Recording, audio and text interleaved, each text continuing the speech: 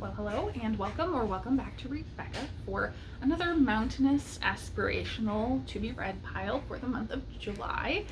I, as usual, am focused on hopes and dreams of books I want to get to more so than committing to anything. But I do actually have a handful of books I have to read to begin with because I am still judging the semifinals round of the BookTube prize, and I have 3 books remaining that I have not started yet. So the first of those that is sitting on my hold pile to go pick up a little later is Eating to Extinction, which, as far as I understand, is kind of about our overconsumption and the way that we are breeding plants toward homogeneity, and that's very bad for plant life diversity. So I'm really interested in that topic regardless of it being in the BookTube prize, so I'm very much looking forward to that one. The next one that I don't have on hand, but I can get it on audio from Libby at any time, is The Face Maker, which, as far as I understand, is more about war and specifically plastic surgery, kind of the advancement of that during wartime with soldiers and veterans. So interesting topic as well.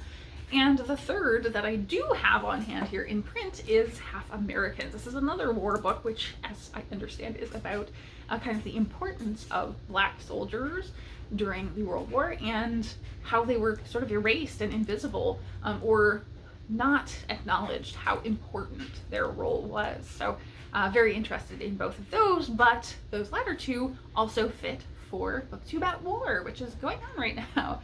And I think it started from a commenter rather than a booktuber, but then that was spun into a readathon.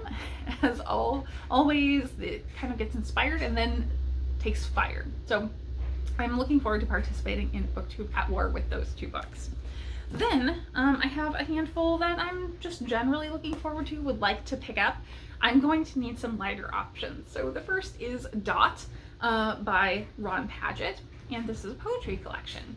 I got this via my Coffee House Press subscription. I subscribe to their winter and spring catalog, and I got this in the winter catalog and haven't started it yet, but I did give it a glance when it came in, and it looked like a very light, quirky, kind of playful poetry. So I'm not always a poetry reader, but I think this would be a good one for what I'm going through right now with a lot of heavy reading. It's quite short and poetry reads quickly, so it would be a fun one if I do enjoy the poetry in there.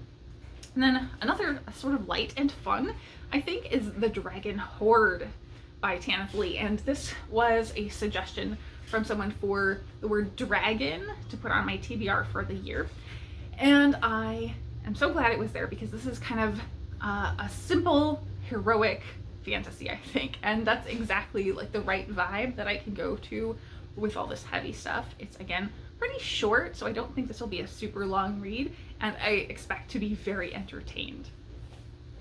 And the last one is actually The Grey Bastards by Jonathan French, and I've had this wanting to read it so long that this is a self-published book, and this is the self-published copy.